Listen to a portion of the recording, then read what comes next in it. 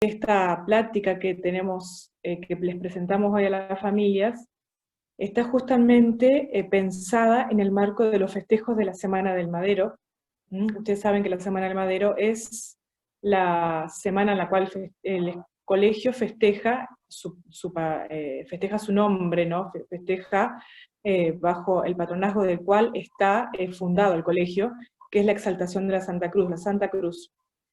Entonces, en el marco justamente de esta semana tan importante para el colegio, que lamentablemente vamos a tener que vivir como de manera excepcional de esta manera, ¿no? Virtualmente, es que le pedimos al Padre que nos introduzca un poquito más en el misterio de la Santa Cruz, que es justamente la que está formando parte de nuestro colegio, la que es en realidad la inspiración de nuestro colegio.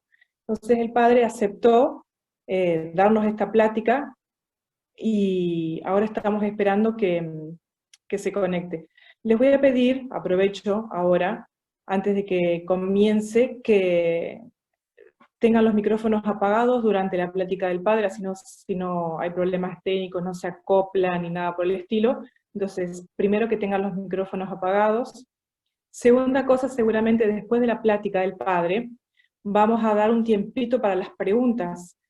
Cualquier duda, consulta que tengan, después de que el Padre hable, vamos a poder evacuar. Para lo cual, mientras el Padre da su charla, mientras está dando la conferencia, si ustedes quieren, pueden escribirlas por el chat. Entonces ustedes van poniendo sus inquietudes en el chat, una persona las va a leer y después se las va a decir al Padre una vez que termine la conferencia o la plática. Así que podemos aprovechar justamente, a medida que va surgiendo alguna duda, mientras el Padre habla, ustedes directamente la pueden escribir por el chat, eso se va a leer y después se las va a decir al Padre para que él las vaya contestando. Así podemos aprovechar también a sacarnos todas las dudas que tengamos. Bien, le damos la bienvenida al Padre que ya está conectado, María Pía. Ah, perfecto, justo, no lo estaba viendo, gracias Cintia.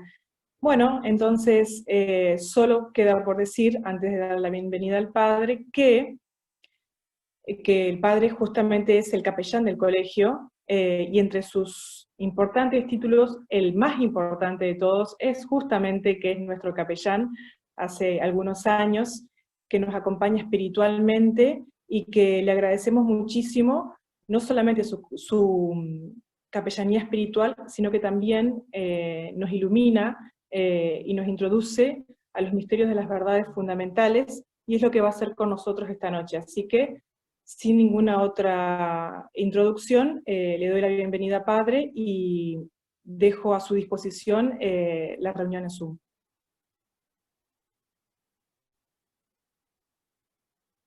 Cuando usted quiera puede ya arrancar, Padre. Muchas gracias. Bueno, buenas noches a todos. ¿Me escuchan bien ahí? Sí, perfecto, Padre. Muy bien, muy bien.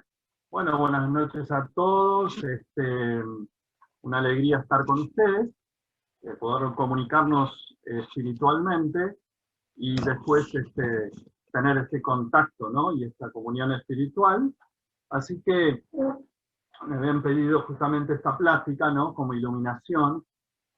Las iluminaciones en nuestra vida son muy importantes porque esa luz nos da esa energía que necesitamos, ese entusiasmo interior para cumplir nuestra misión. Así que ese es el sentido de la plática que les quiero hacer y mostrar cómo esa cruz es gloriosa. ¿Qué significa? Que si bien es sufrimiento, muchas veces es lucha en nuestra vida, nos lleva a una plenitud, nos lleva a la alegría interior, a la paz interior y al final, bueno, nos lleva a la gloria de Dios, ¿no?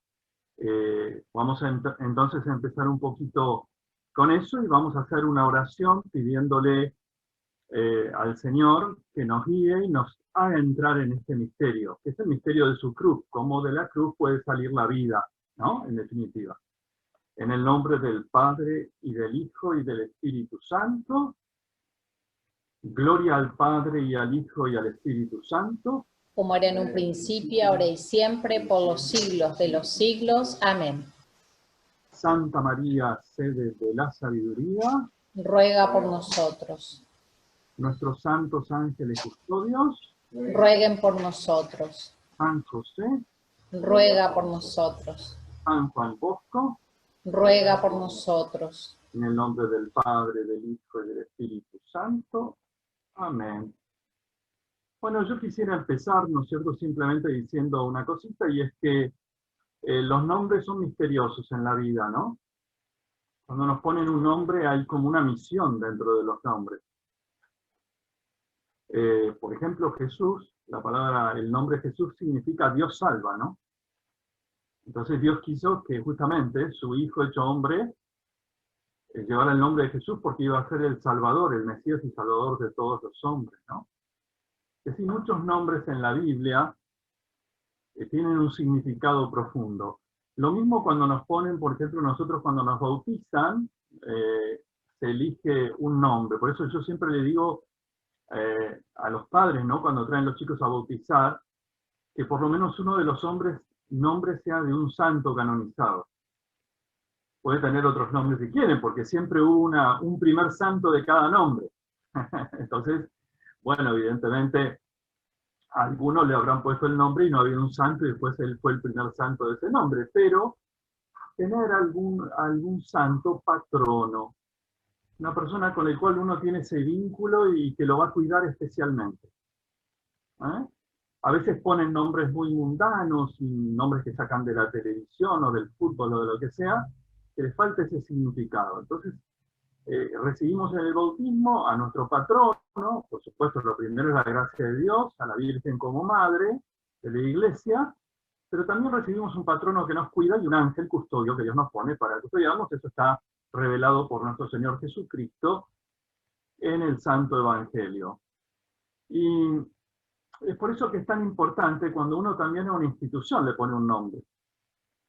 Cuando Dios le inspira a una institución el nombre que va, digamos, a tener, o que va a elegir, ¿no? Porque allí hay como un modelo de lo que uno quiere ser. Hay una protección, pero hay un modelo también. Entonces, concretamente, Dios le ha inspirado a nuestra querida escuela, a nuestro querido colegio, llevar este nombre del madero, ¿no? Es el madero de la cruz de Jesús. Y ahí hay un hondo significado, podemos decir, que tenemos que tratar de entrañarlo.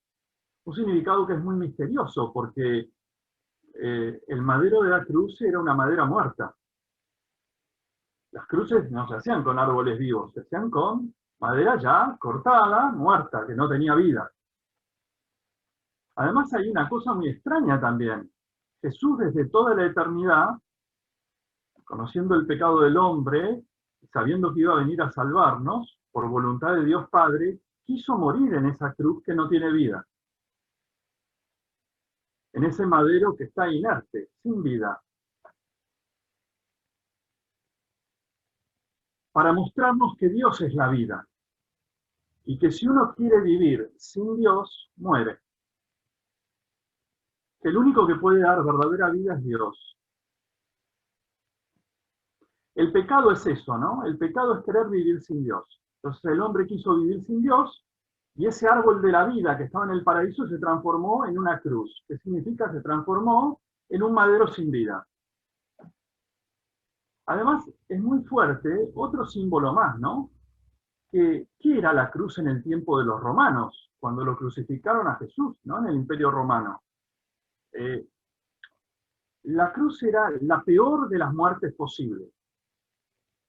Morían en la cruz los peores criminales. O sea, morían en definitiva en la cruz los que no tenían dónde morir. Pero peor aún,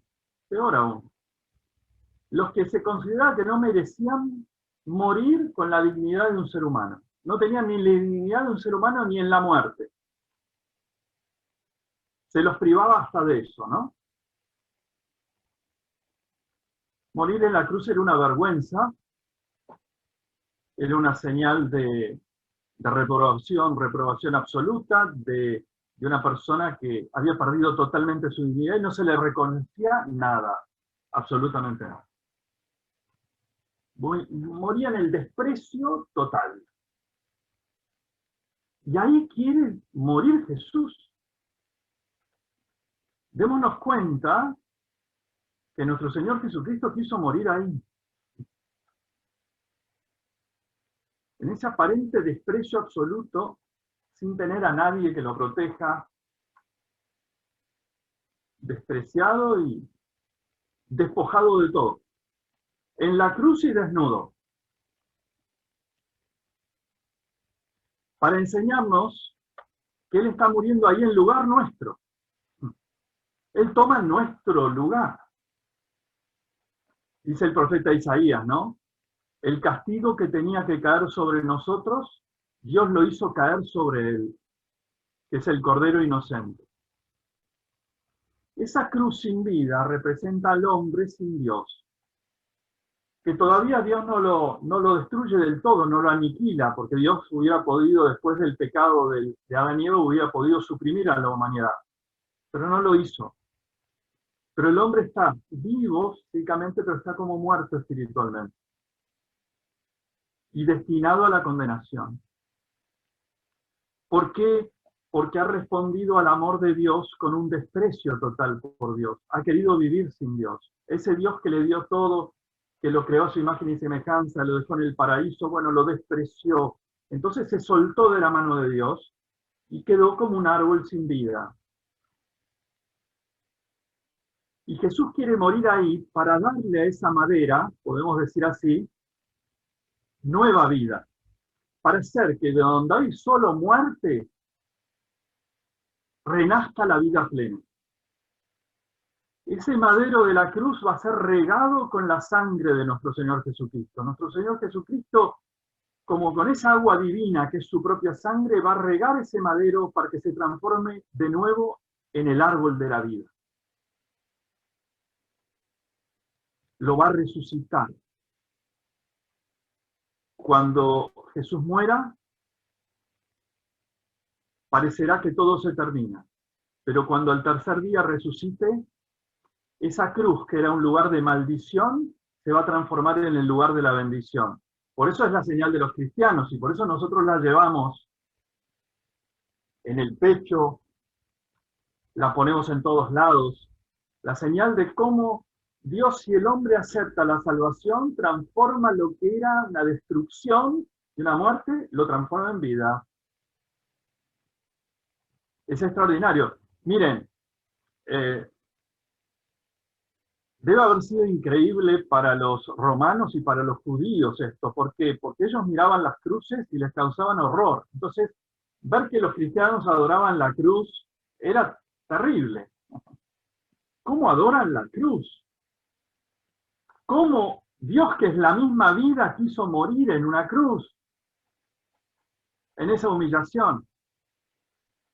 Murió en lugar del hombre para transformar la vida del hombre, es decir, para resucitar la vida del hombre, para que ese hombre que estaba derrotado bajo la esclavitud del diablo que lo había humillado, separado de Dios, resucitara una nueva vida. Es el triunfo de la vida de Dios. El triunfo de la vida de Dios. Así que ese es el símbolo de nuestro colegio. Solo habrá vida si estamos en la cruz de Cristo. Si aceptamos esa nueva vida que Cristo trae al mundo y que puede hacer de nuestra vida, que está tan llena a veces de fracasos, de derrotas, un triunfo, una victoria completa. Eso que dice Jesús en otro lugar del Evangelio: el que pierda su vida por mí, la ganará, y el que la quiera ganar, sin mí, la perderá. Es decir, cuando ustedes por estar cerca mío parezca que están muertos, parece que están en una situación de derrota, ahí es cuando vencerán. Ahí es cuando vencerán. Así que acá tenemos como un misterio muy grande, ¿no? Un misterio muy grande. Jesús, de alguna manera, en la cruz, ¿qué hace? Asume todas las derrotas aparentes de la humanidad. Ese hombre creado a imagen y semejanza de Dios, como el reflejo de la belleza de Dios, yace derrotado, como un esclavo en tinieblas. Y ahora Dios se hace hombre para que esa humanidad triunfe y se llene de una nueva vida.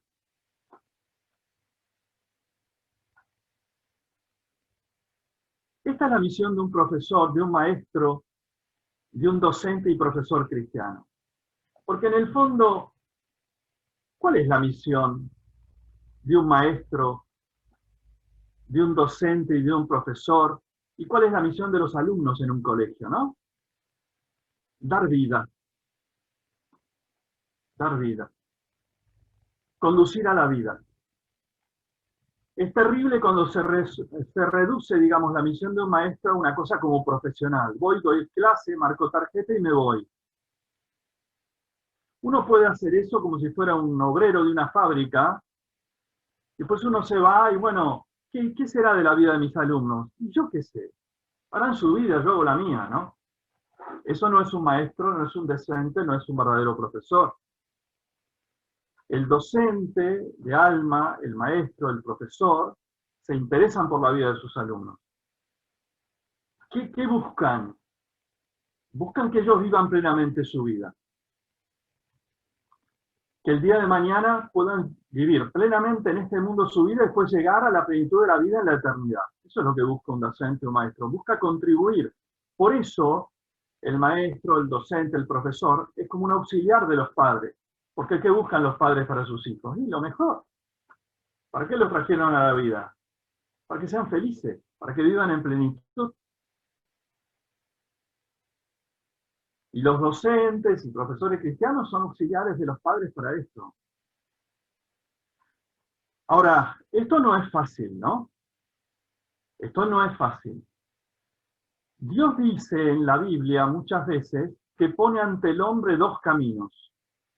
Uno lo llama el camino de la vida y el otro el camino de la muerte. Dios nos hizo libres y nos muestra cuál es el camino de la vida y cuál es de la muerte el hombre tiene que elegir.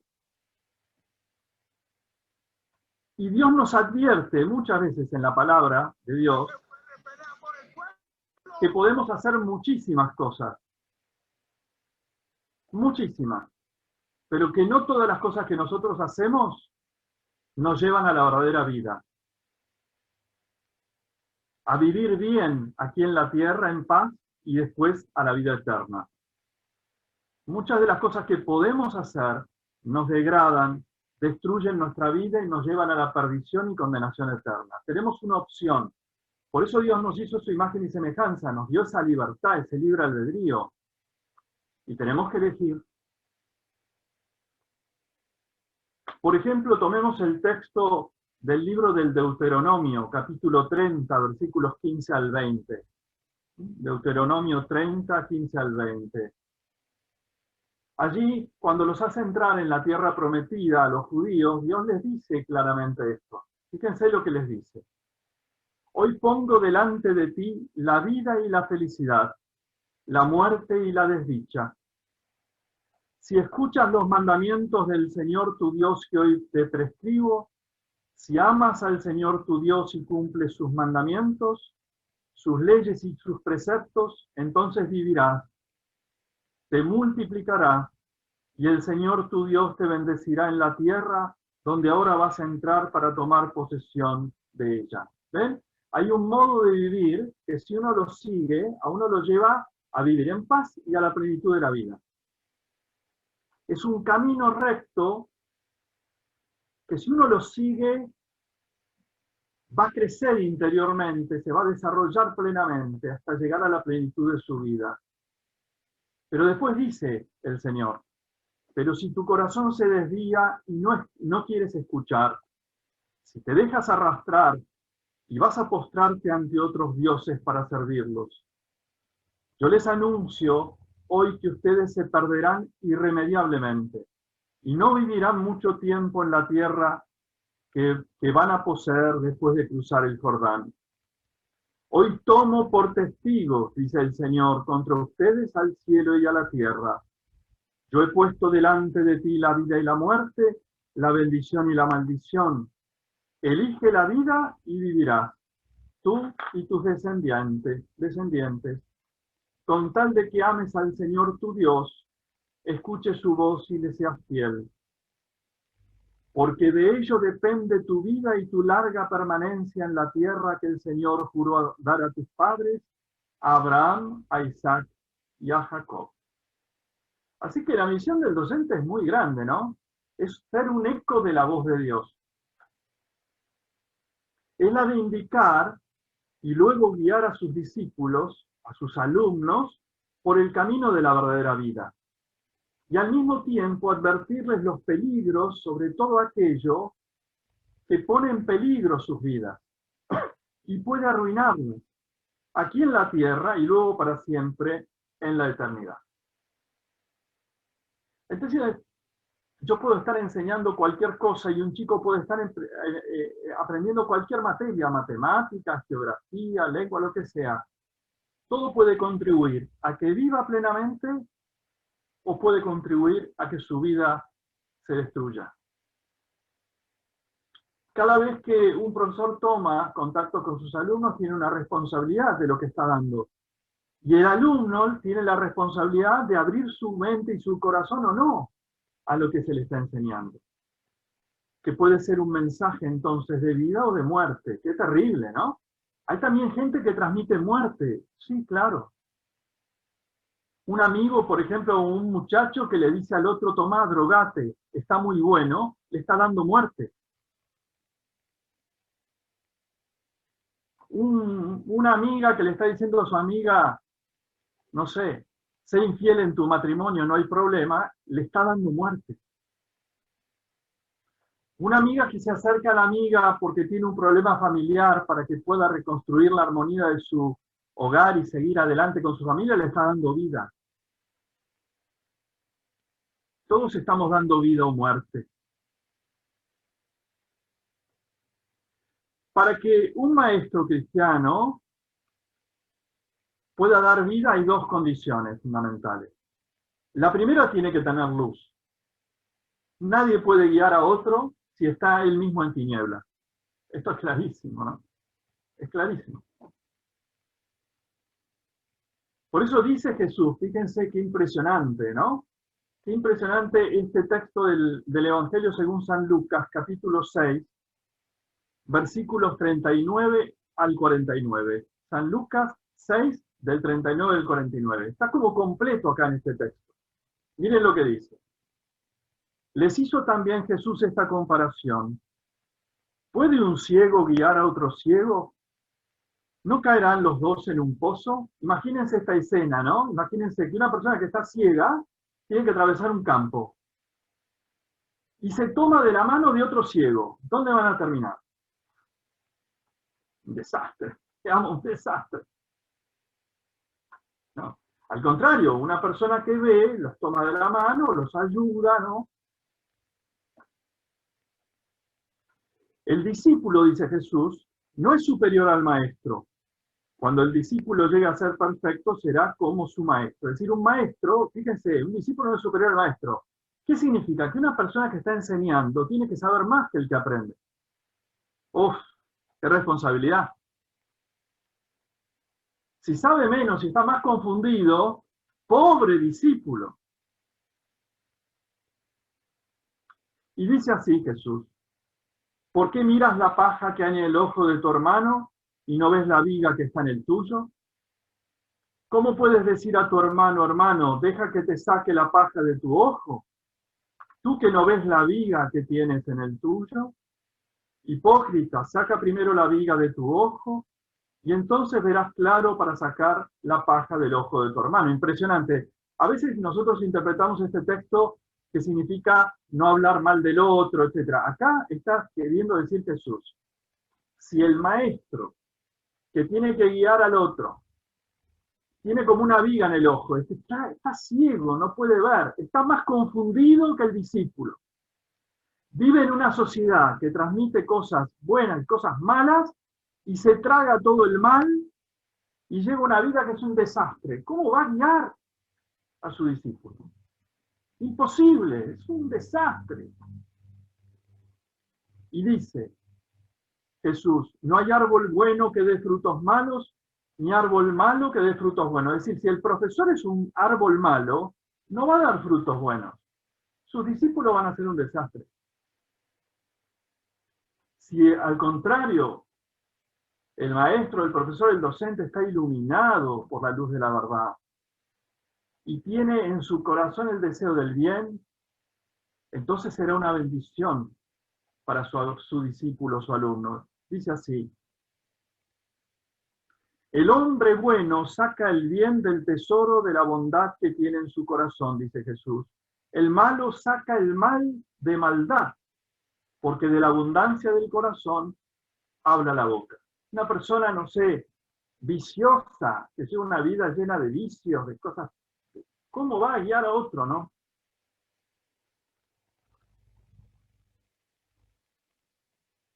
Impresionante, pero la última parte de este texto dice así: porque ustedes me llaman Señor, Señor. Dice, ¿por qué ustedes me llaman Señor, Señor y no hacen lo que les digo? Es decir, si yo soy un buen maestro, y ustedes ven que yo vivo una vida buena, en la verdad, en la bondad, que soy misericordioso, que los llevo por un buen camino, ¿por qué no me escuchan? Eso también es verdad. Es la parte de los discípulos, ¿no? El maestro tiene que tener la luz para guiar, y los discípulos tienen que querer escuchar. También los alumnos tienen una responsabilidad. Pueden no escuchar, pueden despreciar a su maestro. Estar ahí como quien recibe eso, pero sin dejarlo entrar en su corazón. Justamente la responsabilidad del alumno es dejarse iluminar. Y fíjense lo que dice Jesús. Yo les diré a quién se parece todo aquel que viene a mí, escucha mis palabras y las practica. Es decir, el que se deje iluminar por mí, que soy un buen maestro, y lo sigue. Se parece a un hombre que queriendo construir una casa, cavó profundamente y puso los cimientos sobre la roca. Cuando vino la creciente, las aguas se precipitaron con fuerza contra esa casa, pero no pudieron derribarla porque estaba bien construida. ¿Ven? El discípulo que recibió ese mensaje que le da el colegio, que le quieren dar sus maestros, que no vive de lo que escucha simplemente en torno suyo muchas veces en la sociedad y que muchas veces son cosas que no son buenas, que se deja iluminar, guiar, que no le da el mismo valor a algo que vio en las redes sociales que lo que le dice su maestro, su profesor y docente que lo quiere, que no sigue la voz de cualquiera como si fuera lo mismo que la voz de sus padres o de sus profesores. Mucho depende de si queremos escuchar o no. Mucho depende de eso, dice Jesús. Y el que deja que esa luz vaya entrando en él, no será fácilmente confundido. No será fácilmente confundido. No lo engañarán tan fácilmente. A mí esto me impresiona mucho, porque muchas veces, no sé por qué los seres humanos no escuchamos a los que nos aman y a los que nos guían bien, y escuchamos a todos los que no nos aman y nos guían mal. Es como una cosa, como una necedad, como un absurdo. A ver, hay chicos por ahí que los padres ven que los quieren, los padres hacen todo por ellos y van y escuchan a un amigo que les dice una barbaridad. ¿Por qué? Ahí está la necedad del ser humano. Es como Adán y Eva, ¿no? Que en vez de escuchar a Dios que los amaba tanto y que les había dado todo, escucharon a la serpiente. ¡Qué necedad! Entonces, tiene que estar en el discípulo la voluntad de querer dejarse guiar y escuchar.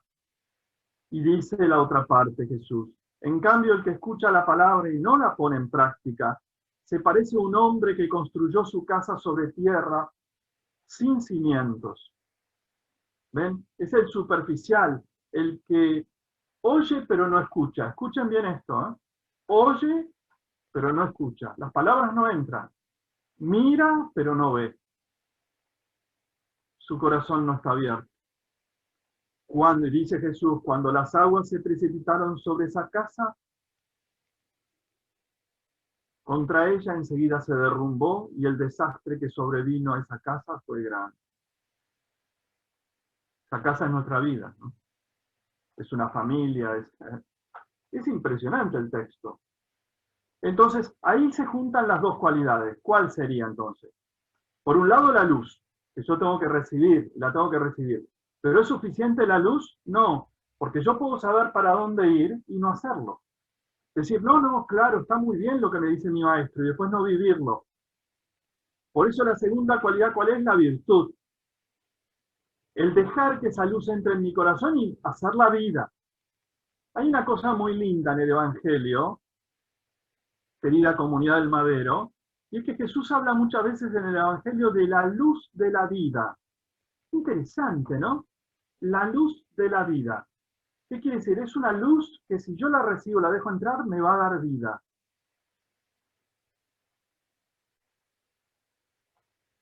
Y la virtud es la decisión de seguir este camino de la luz que primero hemos conocido. Es una determinación profunda en nuestro corazón de vivir todos los días y repetir el modo de vivir hasta que se haga en nosotros como una segunda vida, una segunda naturaleza, un modo total de ser. Entonces mi maestro me dijo que es importante, por ejemplo, ser solidario. Y a mí me cuesta un poquito, pero lo voy haciendo y al final me vuelvo solidario.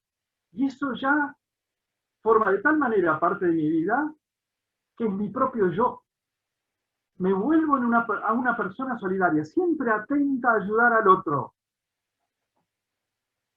Y hay otro que al contrario me incita a que sea un egoísta, que piense solo en mí mismo. ¿Ven? Virtud y vicio. Virtud y vicio.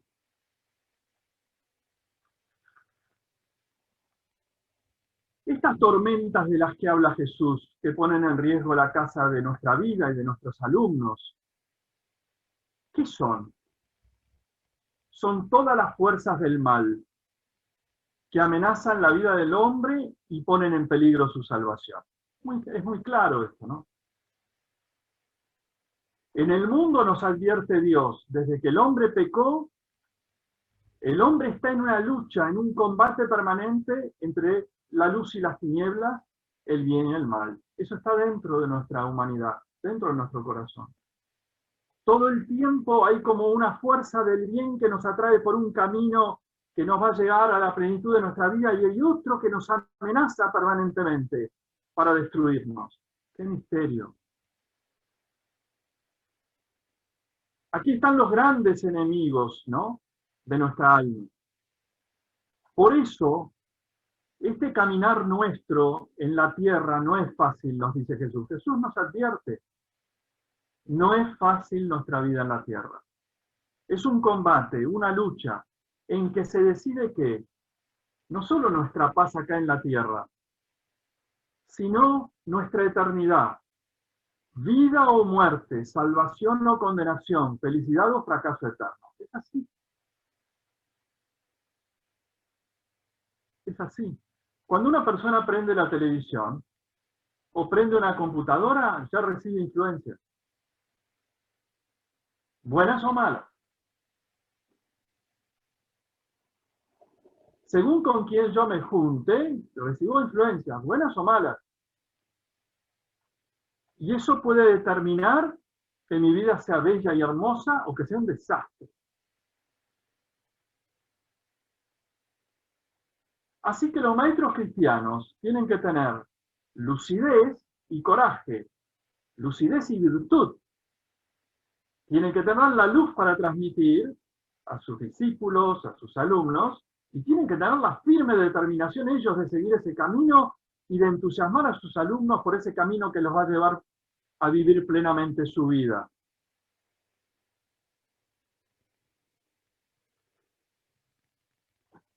Si ustedes se acuerdan, en el texto en donde en el Evangelio de San Lucas, capítulo 1, se habla del nacimiento de Jesús en el pesebre de Belén. Los ángeles, ¿qué cantan ahí? Dicen, gloria a Dios en el cielo y paz a los hombres de buena voluntad. ¿Quiénes son estos hombres de buena voluntad? Como si Dios dijera, la salvación es para los hombres de buena voluntad. ¿Cómo? ¿Dios no quiere que todos se salven? Sí, quiere que todos se salven, pero se van a salvar los hombres de buena voluntad. ¿Quiénes son los hombres de buena voluntad? En el texto original griego del Evangelio dice los que escuchan, los que se dejan enseñar, los que se dejan guiar por Dios y por todos los que les hablan en nombre de Dios. Impresionante esto. Es decir, los hombres de buena voluntad son los que quieren vivir en la verdad, en el camino recto, en la justicia, en la bondad, en el amor. Entonces escuchan a todos aquellos que los guían bien.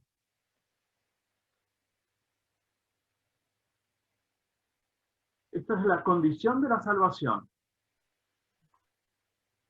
Dejarse guiar por Dios y por todos los que nos hablan en nombre de Dios. Ahora bien, como dijimos recién, y esta es la última parte, o si quieren, anteúltima parte de mi disertación, de mi plática, este camino no es fácil, ¿no? Están nuestros grandes enemigos.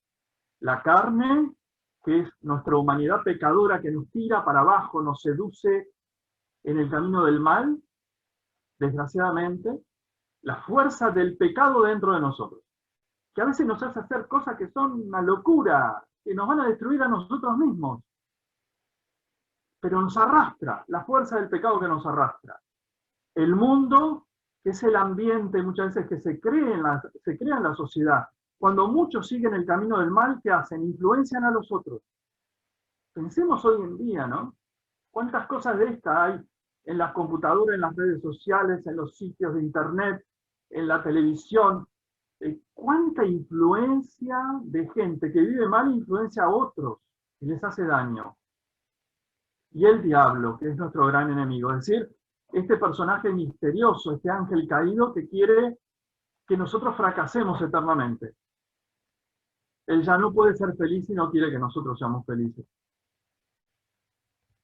Entonces, ¿qué es lo que sucede muchas veces? Que los seres humanos quieren ser buenos, ¿no?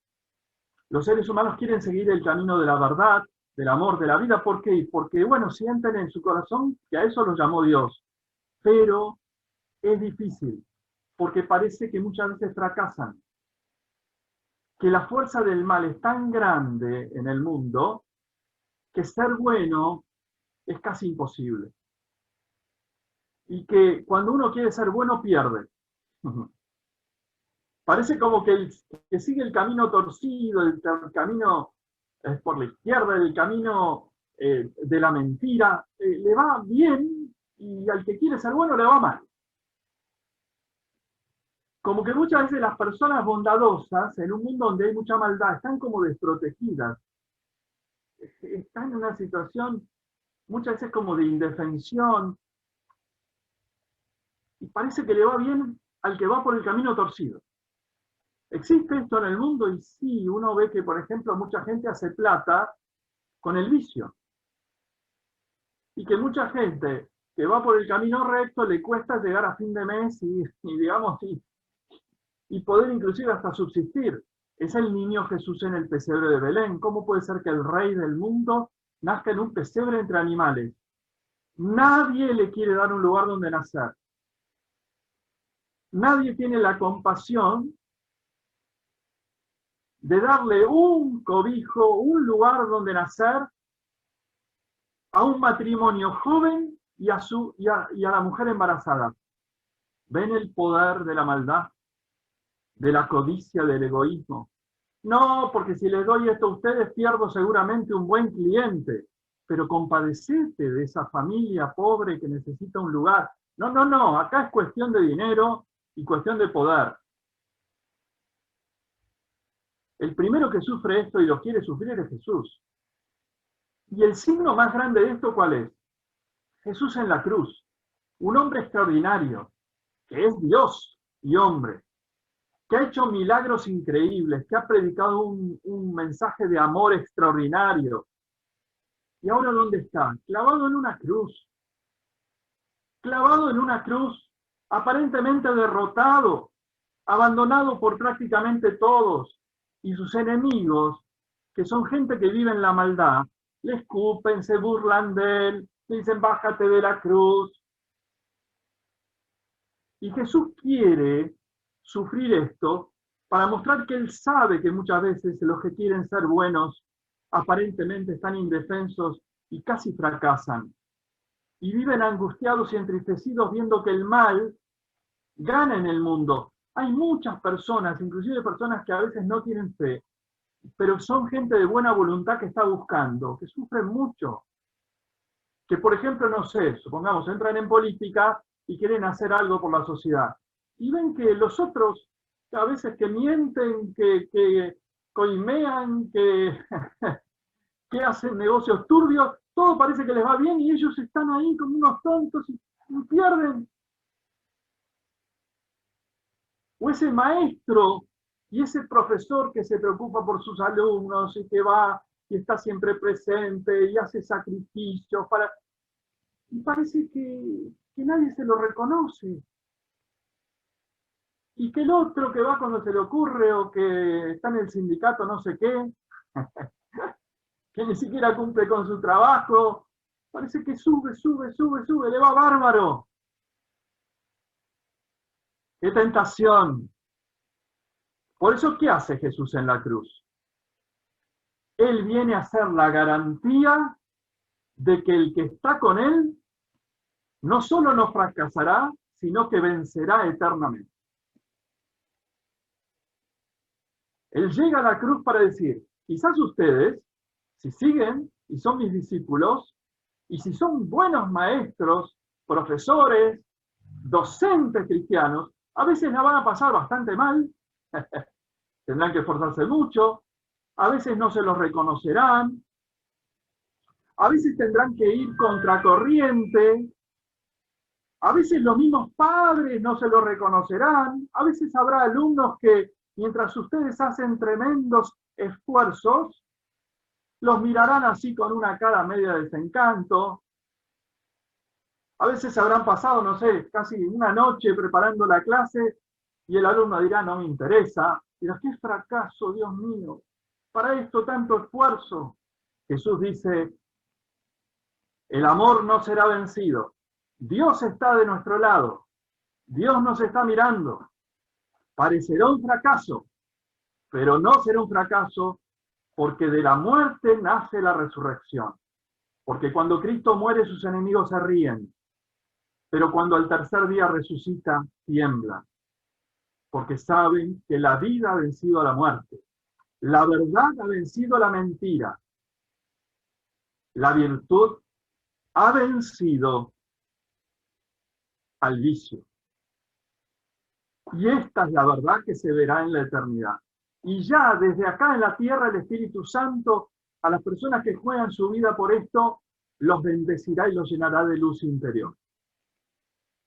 Pero hoy, también, además de entusiasmarlos con este mensaje de la cruz de Jesús, maravilloso, ya ningún hombre está solo. Si el Hijo de Dios, por ser bueno, vivir en la verdad, llegó a la cruz, cualquiera que tenga que sufrir por amor y que juegue su vida y pierde su vida por amor, vencerá. ¿Quién tiene eso? Solo los que tenemos fe en Jesús. Y tenemos su Espíritu Santo. Pero además hay algo que hoy festejamos, que es a Nuestra Señora de los Dolores. A ver, es maravilloso para nosotros Nuestra Señora de los Dolores y es lo último que les voy a decir hoy. ¿Por qué? Porque nuestra Madre del Cielo es la primera discípula de Dios Padre, la primera discípula de Dios Hijo, la primera discípula del Espíritu Santo. La mejor discípula, la mejor alumna, que se transformó en una maestra de vida. ¿Por qué? Porque puso toda su confianza en Dios. ¿Y a dónde la llevó esa confianza en Dios? ¿A una vida fácil? No. Una espada le atravesó el corazón. Cuando lo vio a su hijo muerto en la cruz por ser bueno, por ser la verdad misma, por no pactar con la mentira, por vivir en el amor y no dejarse seducir por el poder corrupto. Pero mientras ella estaba al pie de la cruz, tenía una total confianza en la victoria de Dios Padre, Dios Hijo y Dios Espíritu. Por eso su coronación en el cielo, y ahora que ella es la reina de toda la creación, es un ejemplo de lo que nos va a pasar a nosotros. La Iglesia la llama la aurora de la salvación. Es como vieron cuando empieza, hay una noche muy oscura, y sale un poquito el sol y se ven las primeras luces, y uno dice, qué hermoso ver salir el sol en el horizonte. La Virgen es el ejemplo de lo que Dios hará con todos aquellos que se agarran de la cruz de Jesús y están dispuestos a sufrir por amor cualquier cosa sabiendo que las promesas de Dios son verdaderas y que el premio será magnífico en sus corazones en la tierra y después en la vida eterna. Por eso quiero terminar con un texto muy lindo que está en el sermón de la última cena y quiero aplicárselo a nuestra Madre del Cielo. Ese texto lo tienen ustedes en el capítulo 16 del Evangelio de San Juan 16, del versículo 17 al 23. 16, 17 al 23. ¿Por qué? Porque Jesús les habla ahí, ¿por qué? Porque sabe que cuando lo vean en la cruz sus discípulos se van a escandalizar. Van a decir, ¿cómo? Todo el poder de Jesús termina en este fracaso. Y sus enemigos y toda la maldad lo van a vencer, lo van a destruir en la cruz. Cuidado, les dice Jesús. Eso es la apariencia, no es la verdad. Entonces, ¿qué dice ese texto? Es una cosa maravillosa. Jesús les dice en un momento dado, fíjense, impresionante, dentro de poco ya no me verán y poco después me volverán a ver. Es decir, yo voy a morir y ustedes durante unos días no me verán. Estuvieron conmigo 3 años y medio, no me van a ver más. Voy a sufrir la muerte, es decir, aparentemente voy a ser masacrado. Me van a perder. Pero dice, les aseguro que ustedes van a llorar y se van a lamentar. ¿Por qué? Porque ustedes me quieren. Y al quererme, van a sufrir tanto de verme destrozado en la cruz y aparentemente vencido por la maldad. El mundo, en cambio, dice, se alegrará. Es decir, el mundo malvado dirá, por fin nos sacamos de encima al Mesías. Muchas veces los malvados dicen eso cuando persiguen a uno bueno o lo sacan de un trabajo. Dicen, oh, por fin nos lo sacamos de encima a este, que era una acusación para nosotros. Ojalá no nos pase eso, ¿no? Que un buen profesor que cumple todo, el otro que está al lado y que no quiere cumplir, diga, uy, por fin lo sacaron de la escuela, me sentía culpable con este al lado. Qué feo, ¿no? En vez de decir, es un ejemplo para mí, me llama a dar todo. La envidia, qué pecado terrible la envidia. Y Jesús dice, ustedes estarán tristes, pero esa tristeza se convertirá en gozo. Magnífico. Estarán tristes porque verán a la maldad y cómo la maldad se tirará sobre mí. Pero ustedes después estarán muy felices porque, dice, porque verán mi resurrección. Y comprenderán que yo tuve que pasar por esto para que ustedes sepan que el bien, la verdad y el amor de Dios siempre triunfan. Aunque aparentemente el mal parezca triunfar un tiempito, siempre triunfa Dios. A Dios no le gana nadie. De Dios no se burla nadie. Él es paciente y misericordioso para que hasta los más malvados tengan un tiempo para arrepentirse. Pero de Él no se burla nadie. Y yo diría, y de sus hijos tampoco. Y miren la comparación que pone. Qué hermoso. Dice, la mujer cuando va a dar a luz siente angustia porque le llegó la hora. Acá hay muchas madres, ¿no? Pero cuando nace el niño, se olvida de su dolor por la alegría que siente al ver que ha venido un hombre al mundo. También ustedes ahora están tristes, pero yo los volveré a ver y tendrán una alegría que nadie les podrá quitar. Aquel día no me harán ya más preguntas. Es decir, cuando me vean resucitado, y después cuando lo veamos nosotros en el cielo a Jesús y a la Virgen, no, lo vamos a abrazar, vamos a decir, todo es verdadero, todo se cumplió, qué hermoso fue sufrir la cruz y el camino de la cruz, para que Jesús me pueda decir, bien, supiste sufrir por amor, por amor a mí, por amor a tus alumnos, a tu colegio, lo diste todo, viviste no como un mediocre, viviste como una persona que dio todo, y ahora el premio. Y lo último es esto. Nuestra madre, según la tradición de la Iglesia, concibió y dio a luz a Jesús, nuestra Madre del Cielo, sin dolor. Saben que es una tradición que está en la Iglesia, que el parto de María fue sin dolor. ¿Por qué? Porque como ella no tenía pecado y Jesús tampoco, no se cumplía la ley del pecado. Cuando Dios expulsó a Adán y Eva del paraíso por su pecado, le advirtió a Eva: darás a luz a tus hijos con dolor por haber pecado. Como María no tenía pecado y Jesús tampoco, fue parto sin dolor. Ustedes, las mujeres que están acá, saben que el parto es un momento difícil, ¿no? Bastante doloroso. Ahora, la madre que concibió a Jesús sin dolor, a nosotros no nos concibió sin dolor. ¿Cómo le costó? ¿Qué dolores le costamos a nuestra madre? Una espada que le atravesó el corazón, y todo lo soportó por nosotros para darnos a luz como hijos de Dios, para ser nuestra Madre del Cielo. Para adoptarnos tuvo que sufrir terriblemente. Ella es un ejemplo de amor para todos los docentes, profesores cristianos y los padres cristianos, de cómo vale la pena sufrir por lo que uno ama.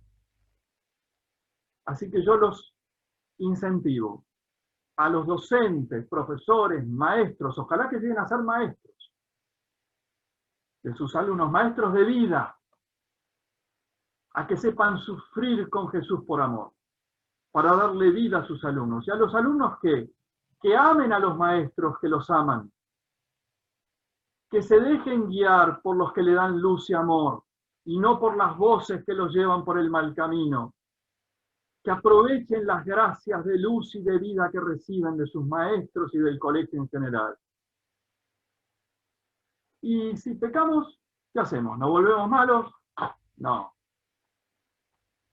Jesús sabe que somos frágiles, que somos desgraciadamente pecadores y que a veces nos dejamos seducir por el pecado, pero que lo amamos, que no queremos abandonarlo.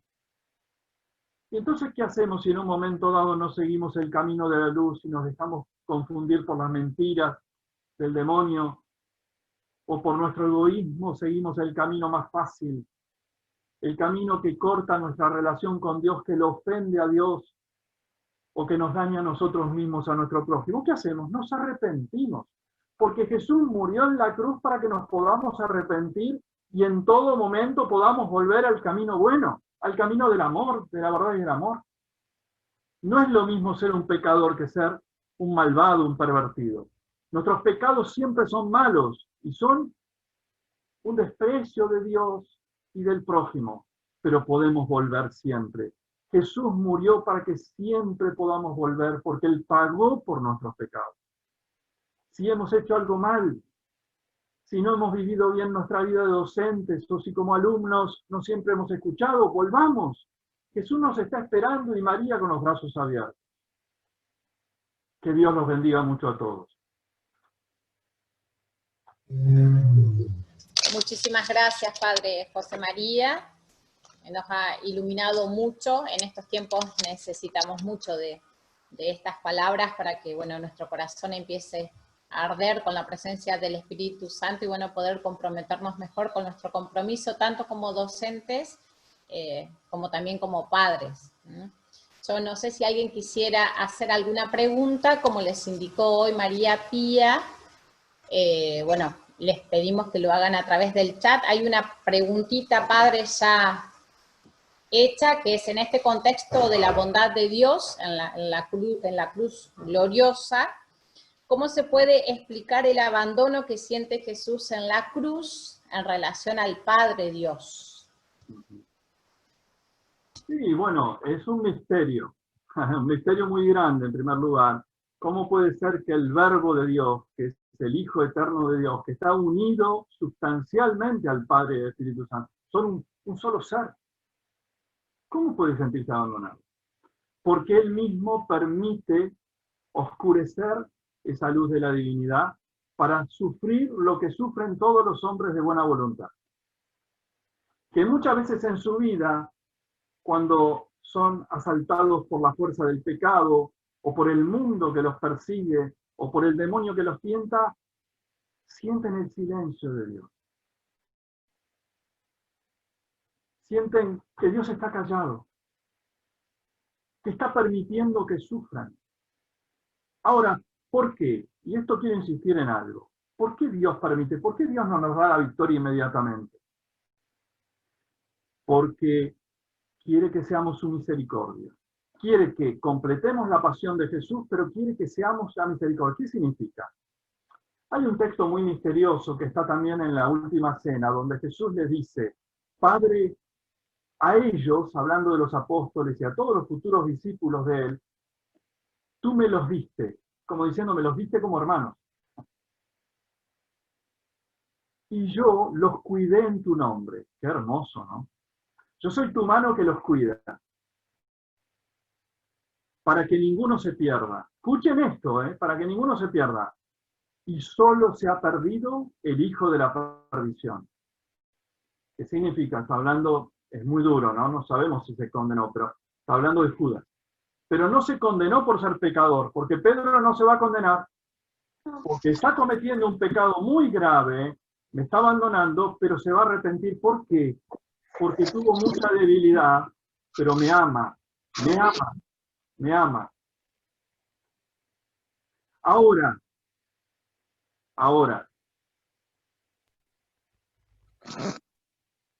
¿por qué sufre Cristo? ¿Y por qué eso? Porque la luz, para iluminar las tinieblas, tiene que entrar en las tinieblas.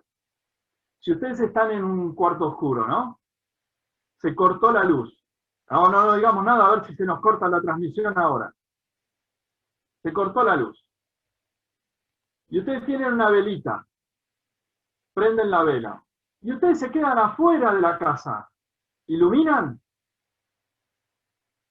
No. Para iluminar, ¿qué tienen que hacer? Tienen que entrar a las tinieblas. La luz solo puede iluminar dentro de las tinieblas. Entran al cuarto y la velita ilumina. Y ustedes saben dónde están las cosas y no se tropiezan. Si la sal se está pudriendo y ustedes quieren que no se pudra, la tienen que meter dentro de la heladera, ¿no? O le tienen que rociar sal para que no se pudra. Tiene que estar en contacto. Entonces, Dios es tan paciente y misericordioso que permite que sus hijos vivan en medio de ese combate porque son el signo de la salvación. Un maestro que sufre porque sus alumnos no lo escuchan, porque no aprecian su trabajo, porque su colega no lo apoya, porque parece que se esfuerza y nadie se lo agradece. Dios le está permitiendo eso para que sea un signo de salvación ahí. Y para estar en contacto y transformar las tinieblas y el mal, hay que estar en contacto con ellas. Por eso, Dios, que es tan paciente, muchas veces permite que nosotros vivamos en ambientes o con personas que nos hacen sufrir, porque tenemos que ser, con nuestro amor, con nuestra luz y nuestro perdón, un signo de la vida de Dios.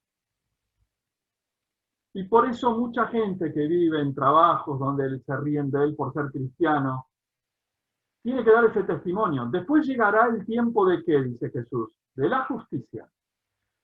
Miren lo que dice Jesús en ese texto de la última cena. Dice, Padre, ellos están en el mundo. Yo no te pido que los saques del mundo, sino que los preserves del maligno.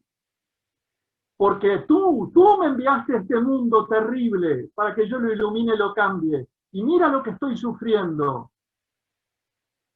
Pero lo has hecho por amor. Tenemos que ser instrumentos de Dios. Y para eso tenemos que muchas veces sufrir. Y a veces vamos a sentir la lejanía de Dios que está ahí y nos pide ser instrumento y permite que nosotros suframos. Porque ese sufrimiento es el llamado al hermano que está lejos, a la persona que está en el camino del mal, para que su corazón cambie. Benditos son los maestros que están dispuestos a sufrir esto para ser luz y sal de la tierra. Bien, muchas gracias, padre. No hay ninguna pregunta más. Si usted se fija en los comentarios, hay una lista de agradecimientos para usted y también para el colegio. Antes de pedirle al padre que nos dé la bendición final, les vamos a recordar que tenemos la charla también preparada, o la plática sobre el desafío de educar hijos católicos hoy. Va a estar a cargo del doctor Antonio Caponeto, va a ser el jueves 17 de septiembre a las 19 horas. Así que bueno, aprovechemos todas estas oportunidades que fueron pensadas con mucha generosidad, tanto del padre José María como también de Antonio, para poder formarnos en esto que no se nos hace sencillo a ninguno de nosotros en este contexto que vivimos, pero que queremos responder con fidelidad a la voluntad de Dios. Así que bueno, los vamos a estar esperando, Dios mediante, el 17 de septiembre a las 19 horas, que es este jueves. Bueno. También aprovecho a hacer la propaganda para la peña que vamos a tener el viernes, que es 18 a las 21 horas, así que también ir preparando el matecito, la picadita, un vinito o simplemente un mate amargo, pero tener algo preparado en familia para poder compartir un momento muy lindo que lamentablemente no lo podemos hacer de modo presencial, pero no vamos a bajar los brazos. Vamos a seguir haciendo comunidad con todo esto y la Semana del Madero sigue siendo esa marca fuerte en nuestras vidas como siempre lo quisimos y lo pensamos. Bien. Adelante, padre. No nos frena nada. No, por supuesto que no. Por supuesto que no.